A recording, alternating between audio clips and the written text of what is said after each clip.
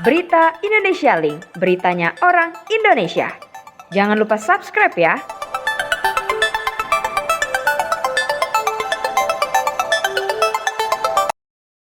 Warahmatullahi wabarakatuh, teman-teman media dan seluruh masyarakat Indonesia yang saya cintai. Izinkanlah saya menyampaikan perkembangan informasi dari penanganan pandemi COVID-19, khususnya untuk Jawa Bali. Dalam penerapan perpanjangan PPKM level 4, 3, 2 yang dilakukan sejak tanggal 6 September hingga 13 September, perkembangan kasus secara nasional terus menunjukkan perbaikan yang sangat signifikan dan capaian yang terus membaik. Hal ini terlihat dari penurunan tren kasus konfirmasi secara nasional hingga 93,9%.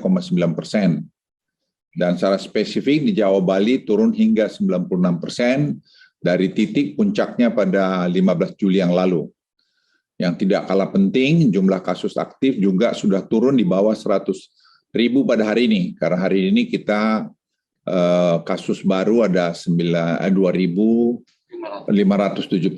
dan kasus kesembuhan 12.000 lebih. Jadi saya kira satu progres yang sangat menggembirakan, tapi kehati-hatian kita juga harus jadi sangat penting. Pada penerapan PPKM dilakukan hingga minggu lalu, pemerintah akhirnya berhasil menurunkan Provinsi Bali menjadi level 3. Sehingga dari 11 kota kabupaten level 4 pada minggu yang lalu, pada hari ini jumlahnya berkurang menjadi hanya 3 kabupaten kota saja.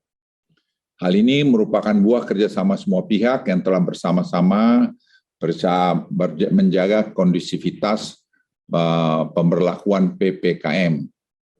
Situasi COVID-19 yang membaik begitu cepat di Jawa Bali menyebabkan penurunan level PPKM yang lebih cepat dibandingkan perkiraan kita. Di sisi lain, kecepatan vaksinasi dan implementasi Peduli Lindungi serta protokol kesehatan masih tertinggal. Nah, ini penting kita mengamati. Saya ulangi, kecepatan vaksinasi dan implementasi Peduli Lindungi serta protokol kesehatan masih tertinggal. Penurunan level PPKM di berbagai kota menyebabkan banyak euforia dari masyarakat yang tidak disertai dengan implementasi protokol kesehatan dan penggunaan Peduli Lindungi. Hal ini cukup berbahaya karena dapat mengundang gelombang berikutnya dari COVID-19. Ingat, yang lalu kita kena COVID varian Alpha, sekarang kita menghadapi varian Delta yang lebih dahsyat. Selain itu dapat disampaikan juga bahwa perlu kewaspadaan kita semua sekali lagi, karena terdapat peningkatan kasus konfirmasi atau angka kematian di beberapa wilayah Jawa Tengah, seperti Kabupaten Sukoharjo, Kabupaten Tegal, dan Kabupaten Semarang. Ini early warning juga pada kita, pada sisi lain turun, tapi ada juga kasus yang kelihatan meningkat. Jadi ini kita harus semua hati-hati. Jangan kita nanti kembali kepada sebelum tanggal 15 Juli. Pemerintah hari ini sekali lagi mempertegas pertanyaan banyak orang. Ya, saya ulangi, kapan PPKM level Jawa Bali akan terus diberlakukan? Pemerintah menegaskan akan terus memberlakukan PPKM level ini di seluruh wilayah Jawa Bali. Dan nanti saya kira juga Pak Airlangga menyampaikan di luar Jawa Bali akan sama, melakukan evaluasi setiap minggu hingga menekan kasus konfirmasi dan tidak mengulang kejadian yang sama di kemudian hari. Jadi PPKM ini adalah alat kita untuk memonitor ini. Karena kalau dilepas, tidak dikendalikan terus, bisa nanti ada gelombang berikutnya. Kita sudah lihat pengalaman di berbanyak negara. Jadi kita tidak ingin mengulangi kesalahan yang dilakukan di berbagai negara lain.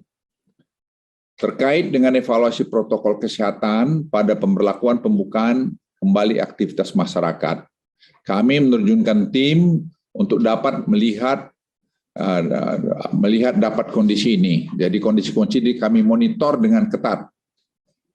Di beberapa wilayah terjadi peningkatan mobilitas yang cukup masif. Utamanya terjadi beberapa lokasi wisata seperti Pangantai Pangandaran yang dipenuhi pengunjung dari Bandung Raya, Tasikmalaya, dan Jabodetabek sehingga berpotensi untuk terjadi penyebaran kasus impor bagi daerah tersebut. Hal tersebut diperparah karena lemahnya protokol kesehatan yang diterapkan. Jadi protokol kesehatan itu masih banyak dilanggar. Saya ingin sampaikan di Bali orang pakai masker udah bagus, lebih 95%. Tetapi mohon maaf masih ada perayaan agama yang berlebihan yang hendaknya dikontrol lah supaya pesertanya jangan terlalu banyak yang bisa nanti menimbulkan klaster baru. Dan tingkat okupansi hotel di kawasan wisata Pangandaran mendekati penuh. Hari ini berlawanan dengan ketentuan yang mengatur terkait kapasitas hotel yang diperbolehkan. Untuk itu pemerintah pusat terus mendorong agar pemerintah daerah memahami dan mengawasi kondisi ini dan melakukan tindakan tegas terhadap segala bentuk pengabaian peraturan PPKM ini. Teman-teman media dan seluruh masyarakat Indonesia, seiring dengan kondisi situasi COVID-19 yang semakin baik, serta implementasi protokol kesehatan dan penggunaan peduli lindungi yang terus berjalan, ada beberapa penyesuaian dan juga pengetatan aktivitas masyarakat yang bisa dilakukan dalam periode minggu ini antara lain. Pertama, pembukaan bioskop dengan kapasitas maksimal 50% pada kota level 3 dan level 2. Namun dengan kewajiban menggunakan aplikasi peduli lindungi. Saya ulangi, dengan kewajiban menggunakan aplikasi peduli lindungi serta protokol kesehatan yang ketat. Hanya kategori hijau lah yang dapat masuk area bioskop. Saya ulangi, hanya kategori hijau. Kemudian mendorong peningkatan kepatuhan terhadap penerapan penggunaan peduli lindungi pada lokasi-lokasi industri yang belum menggunakan secara maksimal. Jadi Kementerian Perindustrian, Perdagangan, dan semua kita ajak bersama-sama untuk mengatasi ini. Penambahan lokasi tempat wisata di level yang dibuka dengan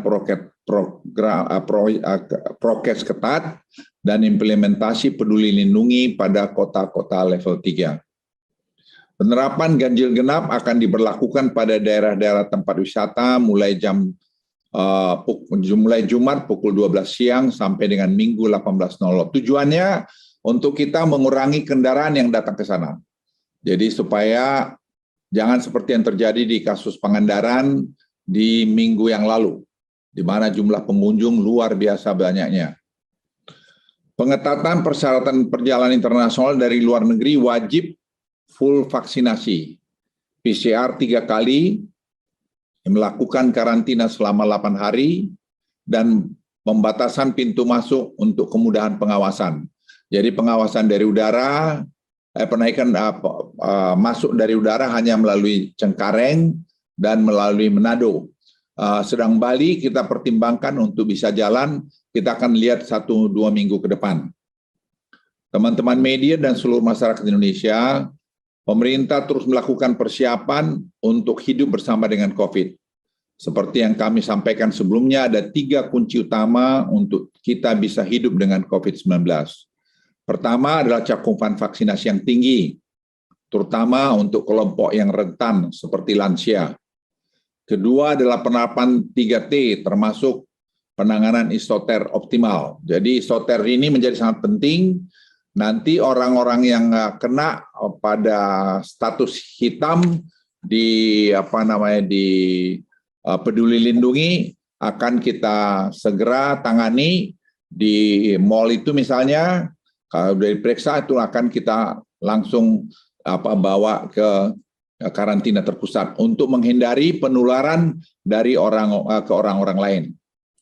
Ketiga adalah kepatuhan protokol kesehatan yang tinggi, meliputi 3M, implementasi screening peduli lindungi. Jika capaian vaksinasi masih rendah, maka 3 strategi utama tersebut akan ditambahkan dengan pembatasan kegiatan masyarakat seperti implementasi PPKM yang ada saat ini. Dalam kaitannya dengan vaksinasi, data dari Kementerian Kesehatan menyebutkan ada 41 juta dosis vaksin yang saat ini ada pada stok provinsi dan kabupaten kota yang belum disuntikkan. Hal ini tentu saja sangat disayangkan mengingat animo masyarakat sangat tinggi untuk vaksinasi. Nah, oleh karena itu kita akan menambahkan tadi kriteria kepada penurunan level itu adalah dengan vaksinasi. Oleh karena itu, sekali lagi sebagai salah satu proses transisi untuk hidup bersama COVID-19, telah diputuskan untuk memasukkan indikator cakupan vaksinasi dalam evaluasi penurunan level PPKM dari level 3 ke level 2 dan level 2 ke level 1 di Jawa, Bali sebagai berikut.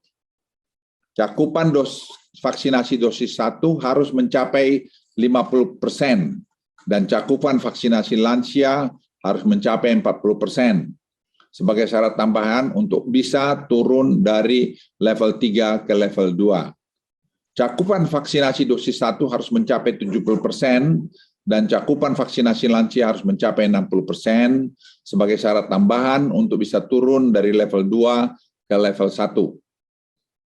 Untuk kota-kota yang saat ini berada pada level 2 akan diberikan waktu selama 2 minggu untuk dapat mengejar target pada poin di atas. Jika tidak bisa mencapai, maka akan dinaikkan statusnya kembali pada level 3.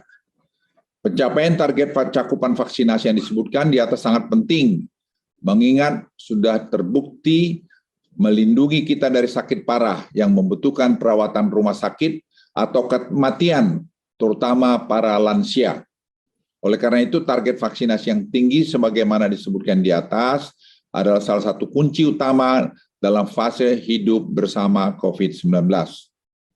Seperti yang Presiden sampaikan bahwa tujuan dan arah kebijakan tetap dipegang secara konsisten, tetapi strategi dan manajemen lapangan harus dinamis, menyesuaikan permasalahan dan tantangan. Pengetatan dan pelonggaran mobilitas masyarakat misalnya harus dilakukan paling lama setiap minggu dengan merujuk kepada data-data terkini. Mungkin hal ini sering dibaca sebagai kebijakan berubah-ubah atau sering dibaca sebagai kebijakan tidak konsisten. Justru inilah yang harus kita lakukan untuk menemukan kombinasi terbaik antara kepentingan kesehatan, kepentingan perekonomian masyarakat, karena virusnya selalu berubah-ubah, bermutasi, maka penanganannya pun harus berubah sesuai dengan tantangan yang dihadapi. Saya sebagai mantan militer menyampaikan operasi militer pun selalu melakukan perubahan-perubahan untuk tidak bisa dibaca oleh musuh bagaimana gerakan kita. Kita membaca bagaimana sifat varian Delta ini, dan kita juga melakukan perubahan strategi kita untuk menghadapi itu. Dan itu sebabnya mungkin salah satu kenapa kita bisa cepat membuat perbaikan-perbaikan di Indonesia. Jadi bukan tidak ada konsistensi, tapi kita menyesuaikan melihat sifat-sifat ini dan pengalaman-pengalaman di negara-negara lain. Di akhir laporan ini saya tidak pernah bosan dan ragu mengajak agar kita semua terus memanjatkan doa sekaligus berupaya tidak lengah dari penerapan protokol kesehatan. Kita jangan jumawa, kita tetap harus rendah hati, tetapi kita bekerja sama sebaik-baiknya. Karena ini menyangkut masa hidup orang banyak. Kalau kita tidak disiplin, bisa kena kita sendiri, keluarga kita sendiri, atau orang lain. Kita punya kontribusi menghilangkan nyawa orang lain karena kita tidak disiplin. Semoga Tuhan Yang Maha Kuasa selalu memberikan kesehatan, kekuatan, dan meridhoi serta memberikan kemudahan bagi kita semua, agar kita semua dapat mengatasi pandemi COVID-19 ini, khususnya Delta varian yang sedang kita hadapi sekarang. Sekian, terima kasih. Wassalamualaikum warahmatullahi wabarakatuh.